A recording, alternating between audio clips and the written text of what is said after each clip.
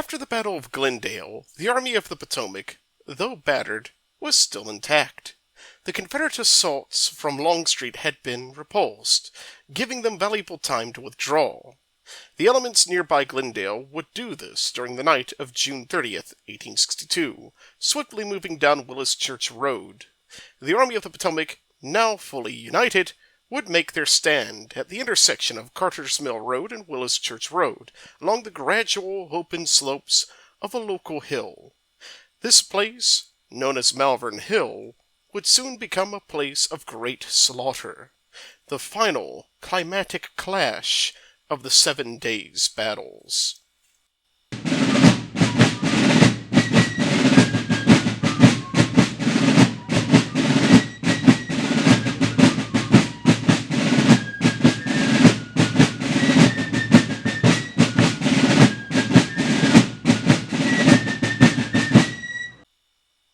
After the withdrawal from Glendale, the Army of the Potomac, for the first time since the opening of the 7 days' battles, was united. The dispersed portions of the different corps were now concentrated along the southern slopes of Malvern Hill, and now under a coherent command structure.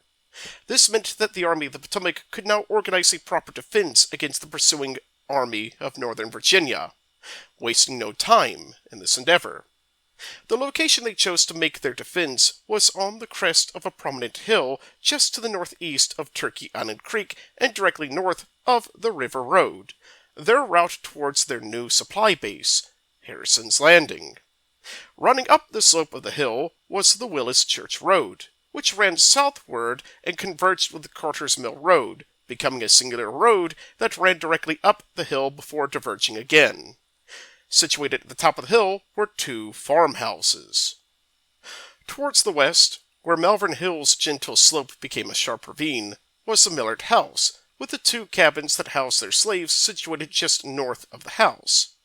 Brigadier General George W. Morrell's division, the 1st Division of Fitz John Porter's badly mauled 5th Corps, would take position with their left anchored around the house and extending up to the Willis Church Road. The rest of the 5th Corps would be strung out along the western approaches towards Malvern Hill, along Crew's Creek, with Seymour's division held in reserve nearby the Malvern House. Towards the east, on the opposite side of Willis Church Road, sat the West House and its adjacent outbuildings. This house and the road would be situated in the immediate center of the Federal lines. From here, Brigadier General Darius N. Couch's division, the 1st Division of Erasmus D. Keyes's 4th Corps, would occupy the right of the Federal line, extending east of the West House towards the marshy ground of Western Run, their flank anchored by Heintzelman's 3rd Corps. Further towards the east, Edwin V. Sumner's 2nd Corps was situated nearby the Turkey Island Creek Bridge, several miles away from Rails and Couch's divisions. More important than the presence of the 53,000 infantrymen was the presence of a considerable portion of the Army of the Potomac's artillery. The Army had a total of 268 guns. However, due to the small size of the hilltop, only about 32 guns could be brought to bear against any Confederate assault, though several heavy siege guns could fire above the Federal positions if the situation demanded for it. Even so, the 32 guns positioned on the hill occupied a strong position, capable of contending with any Confederate batteries that might attempt to dislodge them from their position. Meanwhile, the Army of Northern Virginia was on the march. Lee's army would also have its forces in position in near totality. Major General Theophilus Holmes, with 7,000 men, was marching down the River Road for the Federal positions. The rest of Lee's forces would be approaching Malvern Hill from the north. John Magruder, Benjamin Huger, D.H. Hill, A.P. Hill, Thomas J. Stonewall Jackson, and James Longstreet were now assembled in the same area, directly over top of the Glendale battlefield. Lee would meet with Jackson and Magruder to discuss his plans for engagement. Lee wanted for Jackson's forces to advance up, as Lee referred to it, the Quaker Road, and form up on the left of the road. Magruder was to then form on the right of the road, following behind Jackson's forces up the same road. Unbeknownst to Lee, the map that he had been using had referred to the Willis Church Road by its archaic name. which would prove to become an issue later in the day. Meanwhile, Uche's forces had begun a gradual advance towards the south. William Mahone's Virginians and Robert Ransom's North Carolinians advanced down Charles City Road sometime around 9 a.m., reaching the busy crossroads before being directed westward towards Carter's Mill Road.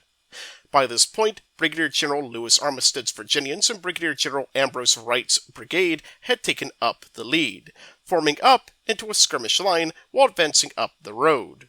Armistead's brigade would end up confronting the Federal pickets and quickly overwhelm them as they approached the northern end of the Millard Farm.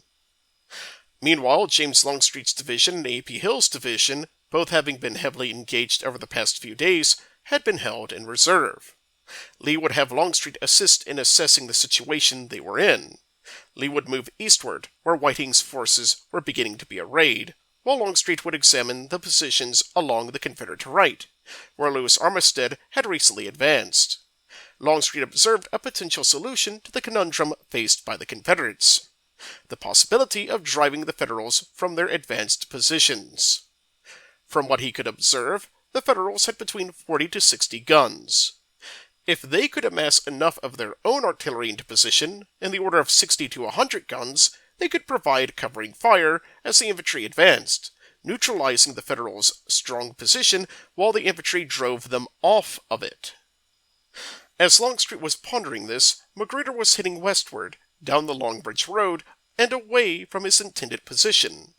As it turned out, the only Quaker road in the area was further to the west and fed into River Road, which all 3 of his guides were directing him towards. Longstreet was able to correct this mistake, though not until after a portion of Magruder's men were about a mile and a half down the Quaker Road. This was a major kink in Lee's deployment, prompting an adjustment of his plan. Lee would also approve of Longstreet's general plan. Artillery units would be brought up towards 2 positions: on the northern section of Millard's Farm, west of Carter's Mill Road, and on the Poindexter Farm, east of Willis Church Road. However, another problem would develop, which would turn this general plan into a disaster. The artillery units of the Army of Northern Virginia were detached to individual units and had been largely scattered throughout the countryside. As a result, the artillery advanced to their positions piecemeal. The Federal guns, situated at the same level as their Confederate counterparts, began their deadly fire. Dozens of shells began flying overhead towards the Confederate artillery, attempting to plant itself at their intended positions, exploding overhead or boring underneath and exploding in a violent eruption of fire, shrapnel, and dirt. The Confederate artillery would set up their cannons and fire a few rounds, but would often be forced from their position by the shells exploding over their heads. If they were lucky, they could get away with minimal casualties. However, for those less fortunate, they would have to abandon their guns, with dead artillerists lying beside their abandoned pieces, their horses lying dead with their masters. Stonewall Jackson's staff would come under fire as well. At one point, Jackson's horse would be spooked as another horse nearby was struck in the head by shrapnel. The infantry was subject to shells flying overhead throughout the afternoon, many taking shelter in the woods as they awaited their orders. However, some of the Confederate artillery could respond to the Federal guns. Those stationed on the northern portion of Millard's Farm had some protection from the Federal bombardment. They could roll their guns back, down the reverse slope of the hill, and reload in relative safety. This Confederate barrage, though but a fraction of the Federal barrage, produced several casualties. One Federal artillerist, Captain John Edwin Beam, was killed when a shell struck him. Born in Newark, New Jersey, on July 5, 1825, he had volunteered in 1861, becoming a lieutenant in the 1st New Jersey Militia before being discharged and commissioned as a captain of Battery B of the 1st New Jersey Light Artillery. He died just 4 days shy of his 37th birthday. All the while, Magruder's forces had finally arrived. Barksdale's brigade had arrived first to the field and had formed up towards the rear of Mahone's brigade. Hal Cobbs's brigade was directed by Magruder to take up position towards the right of Lewis Armistead's brigade. Armistead had come to occupy an advanced position from the rest of the forces, which led to Lee issuing a set of orders concerning the course of an assault. They read, "Batteries have been established to rake the enemy's lines. If it is broken, and is possible, Armistead, who can witness the effects of the fire, has been ordered to charge with a yell. Do the same." This order was a perplexing order in its own right. Any yell could have inadvertently caused an unintentional assault of much of the army. In addition, this order had not been presented to Armistead, though this was likely due to Huger's sudden absence from the field, an absence prompted by Huger's brigades being placed under Magruder's overall command. These confusing orders were a reflection of the confusing state of affairs the Army of Northern Virginia found itself in after 7 days of fighting, which would only be further confounded by contradictory reports. Later on in the afternoon, the Federal guns situated atop the hill appeared to be withdrawing. Whiting, having assumed a position on the Poindexter farm, observed this movement and presumed that the Federals must be withdrawing. He would send this report to Lee, which, though contrasted in part to other reports, had convinced him of a Federal withdrawal.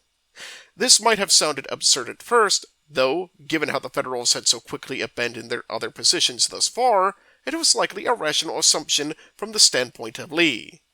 Longstreet, when concocting his plan, had made much the same assumption about the Federals.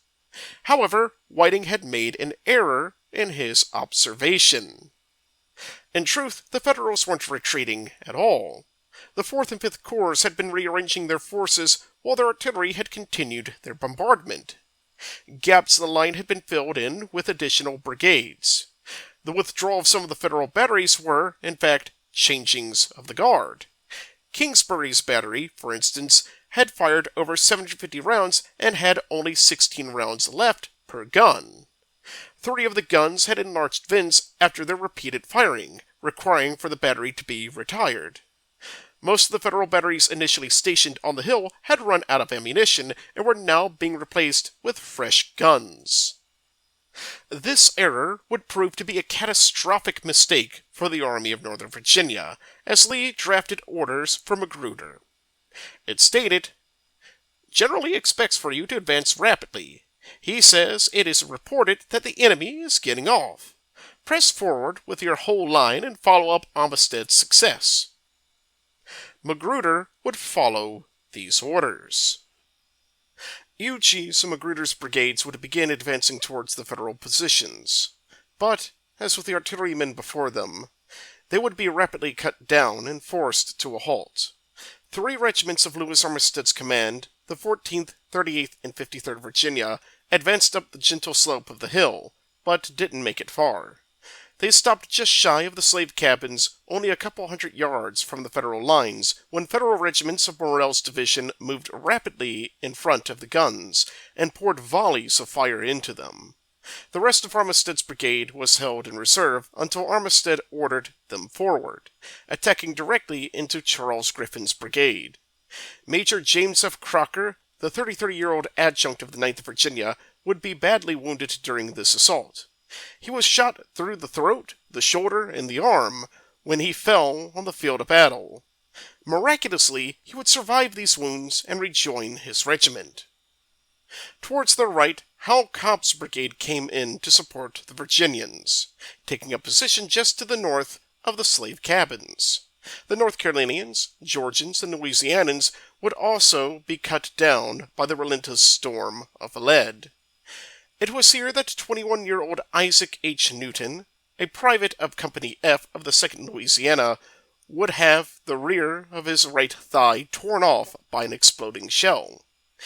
He would survive long enough to be carried back to Richmond and be treated at the Howard Grove Hospital, but would succumb to his grievous wounds on July 30th, 1862.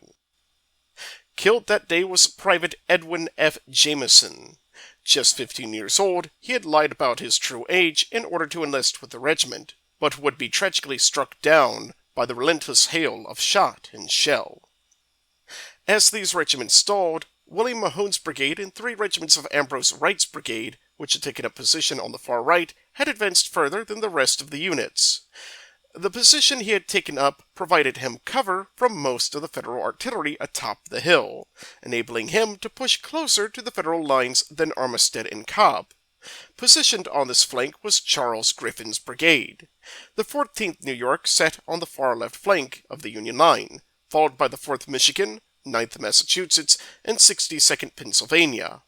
Wright's and Mahone's men were able to get close enough to begin firing back at the Federals. The Federals provided stiff resistance, but were struggling to hold the flank. The men of the 4th Michigan, in particular, fought with great distinction, but suffered considerably for their defense. Private Frank B. Forncrook, the cook of Company E, had rushed to fill in the gaps opening up in the 4th Michigan's lines, only to be killed. He would be buried on the battlefield, his remains remaining unidentified.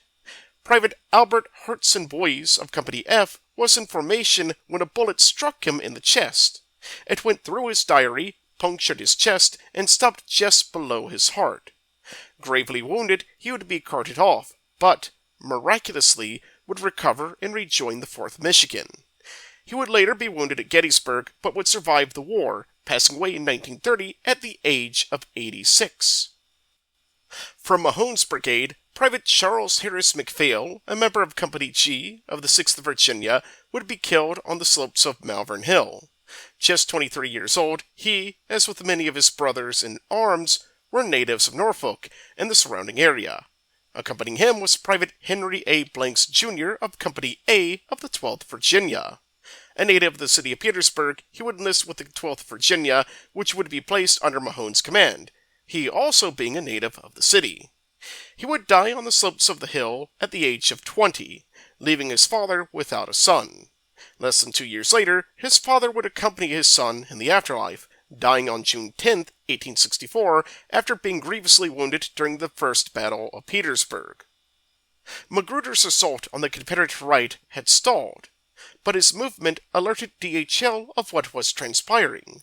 Still under the earlier orders furnished by Lee about conducting an assault, Hill would advance his whole division towards the Federal lines to disastrous results. Waiting for them was Darius Couch's division, which had been reinforced with John Caldwell's brigade. Colonel John Brown Gordon had assumed command of Robert Rhodes's Alabamian brigade, leading them towards their intended position for the assault. However, as soon as Couch's men could see them, they were cut to ribbons by the intense fire. Miraculously, Gordon himself managed to get out of the engagement without permanent injury. Though his pistol handle had been shot off, there was a hole in his canteen, and a part of his coat had been torn off. However, for the rest of Hill's division, they weren't as fortunate. Samuel Garland's brigade had joined in the fight, and likewise had been torn up by the intense fire. Private Charles E. W. Gary of Company I of the 2nd Florida Infantry would be wounded in the knee and scalp, likely from an exploding shell overhead, and had to be brought back to Richmond for treatment.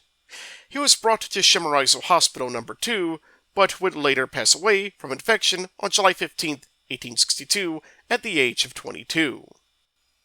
This assault, much as with Magruder's assault, was stopped dead in its tracks. However, more of Magruder's forces arrived on the field, enabling him to send in more brigades to shore up the Confederate positions. One of these brigades was that of Robert Toombs's Georgians. They had been moved forward, but DHL had them move in support of Garland's men nearby the intersection of Carter's Mill Road and the Willis Church Road. However, the intense fire had prompted their withdrawal back into the woods. It was here that Corporal William V. Cabe of Company E of the 2nd Georgia Infantry was wounded. As with many others wounded that day, he would be transported back to Richmond for treatment, but would pass away on July 10, 1862, from his wounds. He was 21 years old at the time of his death. As the fighting continued, the gunboats along the James River, including the ironclad USS Galena, used their guns to provide firing support for the Federals, while the Confederates continued to funnel in more reinforcements. Barksdale, Ransom, George Anderson, Kershaw, Trimble, Early, and Winder would have their brigades support the attempted assaults. At one point, Lee furnished orders to Magruder to press the enemy on the Confederate right. However, Magruder interpreted this order as a need for conducting an additional assault, resulting in more men being sent into the meat grinder. The fighting continued well after dark, with canister, shot, and shell still being exchanged by both sides. One of the last men to fall was Private William L. Anderson of Company B of the 13th Virginia Infantry. His regiment was under Jubal Early's command and had been committed late in the fight. However, he had been struck by grape shot, wounding him mortally. He would be transported back to Richmond, but would soon pass away on July 2, 1862, at the age of 38. By the end of the battle, the entire affair had been a complete and utter disaster for the Army of Northern Virginia, and a rousing success for the Army of the Potomac. The Federals had chosen a strong defensive position and utilized it to the best of their ability, providing an effective hindrance towards the Confederate assault. For the Confederates, the battle was a disorganized mess. A combination of a disorganized army, faulty maps, insubordinate commanders, incorrect intelligence, and faulty interpretations of orders turned an engagement that should not have happened into a meat grinder for thousands of Confederate troops. In spite of this victory, however, McClellan opted to withdraw the rest of the army to Harrison's Landing, leaving behind thousands of Confederate and Union dead upon the gentle slopes of Malvern Hill. This battle, the ultimate conclusion of the 7 days' battles, was not the rousing victory Lee had hoped for. The past 7 days of fighting had succeeded in driving McClellan from the gates of Richmond and now quarantined him to a small parcel of land along the James. However, Lee had been left dissatisfied with these results. Lee would later write in his official report, "Under ordinary circumstances, the Federal army should have been destroyed." This single statement encapsulates much of the campaign. A combination of numerous errors and kinks within the structure of the Army of Northern Virginia led to what could have been arousing victories devolve into chaotic affairs. Of particular note was the subpar performance from divisional commanders Theophilus Holmes, John Magruder, and Benjamin Huger. However, Lee is also partially to blame for this, as some of the orders issued remained oddly vague in detail, and his lack of change of the army structure prior to the campaign contributed to these problems manifesting themselves. In the end, the Army of Northern Virginia would need to undergo dramatic reform, a complete reorganization that would best enable for the army to function. For McClellan and the Army of the Potomac, they had managed to avert complete and total disaster. Though McClellan's slow and cautious approach when initially besieging the city of Richmond had given time for Lee to organize and act with aggression, the actions of McClellan's subordinates managed to save the Army of the Potomac from outright disaster. Fitz-John Porter's 5th Corps, in particular, acted with great distinction against overwhelming odds, suffering greatly for it, but, in turn, enabled the rest of the army to withdraw to their new base of operations towards the James River. At Malvern Hill, an opportunity to counterattack was noted by Heintzelman and other corps commanders, but McClellan, acting on his cautious tendencies, decided to make the withdrawal. It was this cautious approach that would sour Lincoln's already low opinion of McClellan even further. However, it should be noted that the events that transpired were instigated, in part, by Lincoln's unwillingness to release McDowell's corps, which was intended to reinforce Porter's corps. In the end, the Peninsula campaign had come to a dramatic end. The Army of the Potomac was safe, but had failed in taking Richmond. All throughout the countryside, Confederate and Union dead and wounded had strewn the fields. The tragic toll of these 7 days of bloodshed was left on display for miles around, from Mechanicsville to Malvern Hill. The task of cleaning up the dead now lay in the hands of the living. Many would be buried near where they fell, though, in many places, the number of dead was so overwhelming that even this task could not be fulfilled. The wounded would be collected and treated as best as possible, though many would meet their ends.